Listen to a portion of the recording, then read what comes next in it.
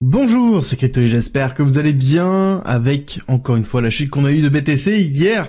Chute qui a été forte, sans être trop forte, réaction plutôt positive du marché et surtout les altcoins qui ont tenu, vraiment qui ont tenu tout le long. C'est peut-être le point le plus important, c'est que ça fait très longtemps qu'avoir un portefeuille 100% altcoin était positif par rapport à un mouvement de marché porté par Bitcoin.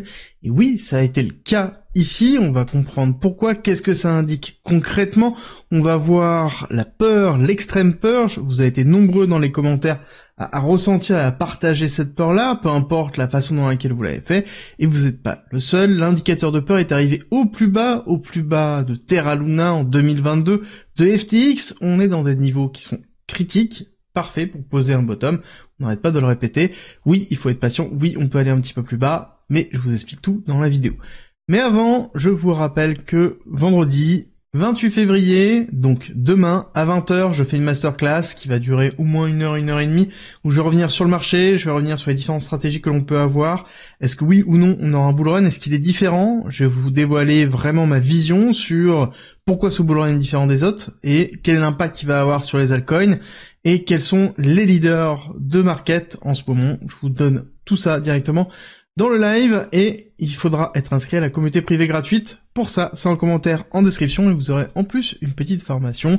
Vous aurez d'autres typologies d'informations, donc n'hésitez pas. C'est en commentaire et en description, et nous, on se retrouvera donc dans le live vendredi 20h. Alors, ce qui se passe un petit peu sur le marché, c'est un peu ça. Je reprends, j'aime bien la personne qui fait ici Bold, qui fait quand même pas mal de choses de son côté. Moi j'aime bien avec Promise et Execution, c'est-à-dire que on prenait beaucoup de choses à Bitcoin, mais le problème c'est que, étant donné qu'on met une pression dingue sur les marchés traditionnels, on jette Bitcoin un petit peu à la façon This is Sparta, c'est un peu ça. Le ressenti général, bien que on oublie que il y a une différenciation entre Bitcoin et le Nasdaq. Nasdaq a chuté, oui. Nasdaq hier n'a pas chuté, pourtant Bitcoin oui. Et c'est là où on voit qu'il y a une inversion qui est en train de se faire, on en avait parlé hier, c'est en train de se mettre en place, mais surtout on oublie et on se cache les yeux sur les bonnes choses qui arrivent et qui sont en cours en ce moment, avec la SEC qui continue à justement annuler des procès et à arrêter les enquêtes qu'il peut y avoir sur les différentes cryptos. Là cette fois-ci c'est Uniswap, on a eu Gemini, pareil, dans lequel on n'a pas de mesures correctives. Alors là, on pourrait se poser la question, parce que Gemini, l'exchange Gemini, il y a eu quand même des gros problèmes, et c'est une des causes de l'amplification qu'on a eu de Terra Luna et de FTX en 2022. Mais bon, néanmoins, plutôt des bonnes nouvelles aussi pour les USA, bien évidemment. L'arrêt potentiel de la guerre Ukraine-Russie. On a Nvidia qui sort des très bons chiffres, vraiment très bons chiffres. Quand on regarde un petit peu la structure qu'il y a pu avoir, on voit bien en fait le net profit qui est énorme par rapport à ce qui avait été prévisionné, et surtout quand on regarde le chiffre d'affaires qui est quasiment 1,2 ou 1,3 milliard de dollars en plus de ce qui avait été prévu. D'accord? Donc c'est vraiment des gros chiffres, et forcément on a eu une réaction très forte au niveau du Nasdaq, hein. On a poussé fort, mais on a peur. Voilà. On a vraiment très peur. Celsius, Terra Luna, 3 ici, une époque qu'on ne voulait pas revoir, une époque que l'on retrouve quasiment au bear market, hein. C'est ce qui nous avait amené sur un BTC à 20 000 dollars, BTC qui avait fait très mal à l'époque, et FTX nous avait amené de 22, 23 à globalement 15 000. Mais on en est quand même très loin. Et pourtant, on a vraiment très peur. On le voit très bien dans des commentaires où c'est de plus en plus agressif, alors qu'on a des bonnes nouvelles. Bank of America qui nous dit qu'il va sortir un stablecoin. Donc les banques sont en train de rentrer dans le jeu. Très logique, hein. On le savait déjà que ça allait arriver assez vite avec l'assouplissement de la réglementation qu'on avait pu avoir sur l'impact des crypto-monnaies par rapport aux banques. Je pense qu'on va avoir un certain nombre de produits qui vont arriver. Mais pourtant, on a peur, très peur. Ici, on donne Fear Index 20 sur le CoinMarketCap. Si on regarde sur CoinGlass, on se retrouve à 10. 10, l'extrême peur, vraiment la zone qu'on doit atteindre à un moment donné. Et si vous ne pensez pas qu'on l'a déjà atteint, 10, il suffit de regarder un petit peu où on se situe. 10, c'est à peu près ce niveau-là, d'accord? Hop, on va ici. 10, c'est à peu près ce niveau-là. Et si vous regardez, on a touché les 10 quand on est arrivé dans le Shinaban. Cette époque-là où globalement on pensait qu'on allait to the moon, puis on s'est mangé un Shinaban, énorme drop, ça a fait très très mal, et ensuite on est reparti sur le deuxième top. Alors c'était une séquence qui était encore différente, on est dans un setup qui est encore différent nous de notre côté, mais ce qui est important de retenir, c'est que on est vraiment dans de la peur très très forte, et une incompréhension de ce qui est en train de se passer. Parce que il y a des bonnes nouvelles. Pourtant, le prix ne reflète pas ces bonnes nouvelles. Et c'est là où, quand on a un écart entre les deux, on ne comprend pas. Surtout là, où on a un mouvement de Bitcoin qui est pro-Bitcoin et pas forcément altcoin, alors que on est censé avoir une corrélation entre les deux. Alors, tant mieux, on va se dire. Mais qu'est-ce que ça signifie concrètement? Il y a plusieurs choses. C'est que, ça signifie qu'il y a peu de jus à avoir encore sur les altcoins. On voit bien que dans les liquidations, il y a très peu de mouvements de liquidation. La majorité a été fait sur BTC.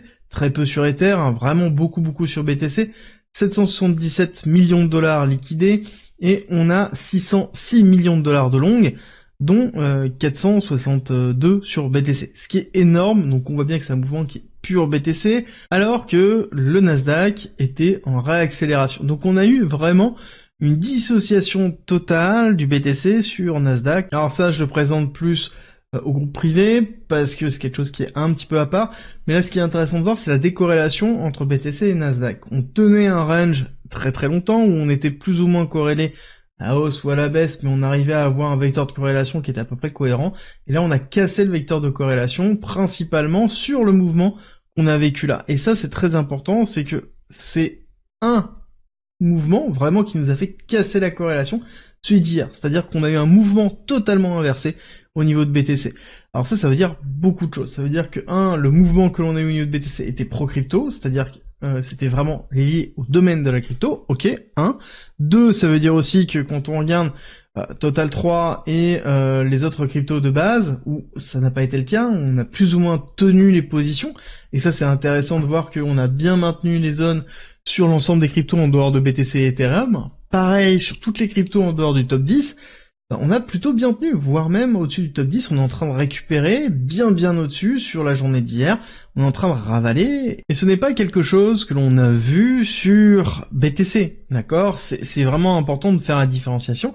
On a un BTC qui a morflé, qui s'est pris vraiment une énorme claque, alors que globalement le Nasdaq et le S&P 500 ont plutôt bien marché. Alors pourquoi ? Pour moi, la réponse, elle se trouve ici, dans les sorties monétaires que l'on a, principalement au niveau des ETF, parce que on a une couverture. Je vais commencer à vous expliquer ça en début de semaine, et même depuis plusieurs semaines, que les ETF, c'est bien, ça ajoute de la liquidité, ça permet de pouvoir pousser le cours, mais quand on n'a pas ça, et qu'on est à l'inverse, une sortie des ETF, bah forcément, on a une fuite de liquidité qui peut entraîner des liquidations, surtout quand on a des mouvements qui sont assez conséquents. On parle ici de 757 millions de dollars hier, et avant-hier, ça s'est restabilisé, on est quasiment arrivé à 1 milliard de dollars de sortie, ce qui est énorme. Pourquoi ? Parce qu'on a une gestion de risque qui est différente et qui est structurée totalement différent au niveau des institutionnels que celle que l'on a l'habitude de voir chez nous ou que même le marché avait l'habitude de voir. Et c'est ce qui fait que le marché est un petit peu différent et c'est ce que je vais beaucoup analyser, notamment dans la masterclass de vendredi soir, pour bien comprendre ce qui est en train de se passer en ce moment. Néanmoins, on a ravalé une partie de ce niveau qui était clé, donc ça veut dire qu'on est en train de se recalibrer un petit peu sur le Nasdaq. Est-ce que c'est suffisant ? Absolument pas. Est-ce qu'on pourrait avoir une baisse ? Oui, au niveau de cette zone-là. Ça sous-entend qu'on pourra avoir par exemple un Nasdaq qui pousse très très fort et un BTC qui a beaucoup de mal. Bah à ce moment-là, on aura une amplification de la décorrélation entre les deux et donc une chute du ratio qui pourrait se faire. Une fois qu'on aura posé ce bottom au niveau du ratio, c'est là où globalement je pense qu'on ira voir quelque chose d'assez agressif au niveau de BTC, mais il faut qu'on termine cette notion de peur. La notion de peur, elle est vraiment très importante. 10 encore une fois, vraiment. Quand on était à 26, je vous disais qu'on pouvait aller plus bas, on pouvait aller chercher 20, 22 donc j'utilisais le code market cap, et on est à 20 là actuellement, on est même en dessous de ce que l'on avait pu connaître en juillet. Donc on est vraiment dans le bottom. Quand on regarde un petit peu ce qu'on pourrait avoir comme représentation par rapport à BTC, ça sous-entend que on est pire que sur cette chute-là et cette chute-là. D'accord ? on est vraiment pire en termes de peur que cette zone-là. Donc ça sous-entend que oui, on est certainement en train de poser la zone finale. Maintenant la question est, est-ce qu'on n'a pas un dernier shot à avoir, avec peut-être un retest baissier de ces zones-là, voire même une mèche extrême pour aller combler le gap CME et repartir tranquillement. L'important c'est de pas avoir trop de liquidation, c'est vraiment le point important, et surtout d'avoir des mouvements rapides quand c'est comme ça, et idéalement sur une seule bougie. Est-ce qu'on va le faire là? Pas forcément. Pour moi on est en train d'aller retester l'oblique comme on l'avait déjà fait hier. Il va falloir voir si on est capable de tenir et surtout de réintégrer en fait pour aller chercher à minima ici le bas de range que l'on a quitté, donc les 92-93, et pareil pas se faire rejeter. Il va être impératif de consolider au-dessus, au minimum en daily, principalement sur le CME parce que ça va être très important, et on va voir que c'est quelque chose qui va être déterminant pour la suite. Néanmoins, on a quand même des gros chiffres qui tombent aujourd'hui, il va falloir faire attention. On va avoir le PIB trimestriel qui va être validé, on va avoir l'inflation. Étant donné qu'on a une macroéconomie qui tire quand même le Nasdaq à la baisse et le S&P 500, même si le Nvidia a permis d'avoir une grosse respiration, est-ce que c'est suffisant par rapport aux différentes annonces qui vont être faites? Je ne suis pas sûr. Je pense que on a un retour du vert, je pense qu'on aura certainement une fin de semaine qui sera beaucoup plus verte que ce début de semaine, qui est à peu près ce qui arrive régulièrement quand on a les 3 premiers jours, qui sont plutôt dans le rouge. On a une continuité de rouge, enfin le premier jour, on a une continuité de rouge sur les 2 jours ou 3 jours suivants, et après on a une phase d'accélération. Et est-ce qu'on va avoir cette phase d'accélération là? C'est un petit peu ce que je suis en train de voir ici. Déjà on a une première chose à noter, c'est que le drop que l'on a eu là est bien moins puissant que celui qu'on a connu ici ou ici, d'accord? Donc ça c'est vraiment positif. Deuxième chose, au niveau de ce drop-là, on a une réaction qui est beaucoup plus forte que celle qu'on avait connue là, ou celle qu'on avait connue là. Et ce qui est intéressant de voir, et ça je pense que vous pouvez le voir directement, c'est que on a des drops qui sont très importants et des recoveries qui sont très faibles. Drop un peu moins important, recovery un petit peu plus forte, drop un peu moins important, recovery beaucoup plus forte. Donc on a bien un momentum qui est en train de se structurer à la hausse, donc comme je vous ai dit, ça ne veut pas dire qu'on ne peut pas aller rechercher un petit peu plus bas avant de repartir, mais ce qui va être important, ça va être ici de recalibrer au-dessus de cet order block là, pour faire une consolidation entre l'oblique et l'order block, pour pouvoir repartir à la hausse. Il faudra tenir en fait cette zone là, si on tient bien cette zone ici, je pense qu'on aura posé un bottom, donc on ira plus haut, même si on va chercher beaucoup plus haut ici, on ira retester là pour repartir, et donc ce sera certainement la zone à tenir sur le long terme, le support. Ce qui est vraiment important à noter, c'est que ici, on est encore dans une phase d'instabilité, il va falloir être patient et surtout avoir une bonne gestion et une bonne stratégie de son exposition sur ces zones-là, que ce soit sur BTC, que ce soit sur les alts. Les alts ont vraiment bien tenu, hein. Je vous l'ai dit tout à l'heure, mais c'est vraiment important de revenir dessus quand on regarde certains alts, comme par exemple Virtual, qu'on regarde en semaine, on voit que on est en train de se rapprocher des 1,35, hein, d'accord? Donc on avance petit à petit vers ces zones-là. C'est pareil, Verachain a bien récupéré, OP aussi, STX aussi, APT aussi, on va avoir Jupiter aussi qui a bien récupéré, mais on avance petit à petit dans le bon sens, et quand on regarde ici en semaine, on voit qu'il y en a certains qui arrivent à sortir du lot, avec MKR, on va voir TIA, donc il y a quand même certaines cryptos qui arrivent à maintenir, tout dépend de la construction d'exposition que l'on a, et le fait qu'on ait ce maintien ici qui est très fort, permet de nous dire que on n'a plus rien à liquider sur les alts à l'heure actuelle. C'est une réalité, quand on regarde les positions, on a même beaucoup de shorts qui sont sur les alts. Du coup, ça fait que quand on a fait la réaccélération, on a par exemple Total 3 qui a bien plus ravalé que sur BTC en proportion. Pareil sur les alts qui sont en dehors du top 10. Donc ça nous montre qu'on a vraiment un momentum qui est plutôt positif. Et que la capitulation, en fait, s'il n'y a plus rien à capituler et qu'il n'y a plus personne qui est en levier, à un moment donné, il n'y aura plus de liquidation sur la partie basse. Alors est-ce que c'est vrai? Oui, sur BTC, il y a encore un petit peu de capitulation en dessous de 80 000. Il y a un peu de liquidation. Ok. Mais, comme on voit au-dessus ici, on va zoomer un petit peu, on voit bien que l'on a ici quand même beaucoup de liquidité qui se trouve dans cette zone-là. Donc pour moi, cette liquidité ici, c'est propice à avoir un short squeeze parce qu'on a un marché qui est encore très short sur BTC.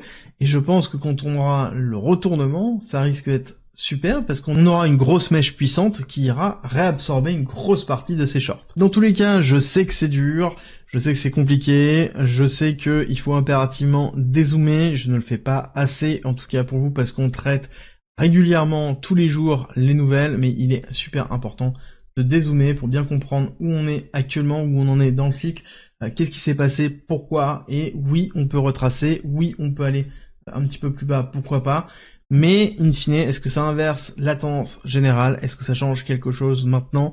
Non, pas du tout, il y a plein de points positifs, et justement, ça peut faire partie des zones qui sont intéressantes à racheter, et je ne parle pas d'Ethereum, parce qu'Ethereum, il se passe encore d'autres choses, et si jamais ça vous intéresse d'ailleurs, dites-moi ETH en commentaire, ou mettez-le dans votre commentaire. Déjà, un, ça me soutient, et deux, ça me permettra de savoir si je refais une vidéo sur Ethereum, parce que j'en avais fait une il y a pas longtemps, mais on ne sait jamais, peut-être que ça vous intéresse aussi. Et n'oubliez pas, demain à 20 h pour la masterclass, pour vous inscrire, c'est en commentaire en description, et moi je vous dis à très vite pour une nouvelle vidéo.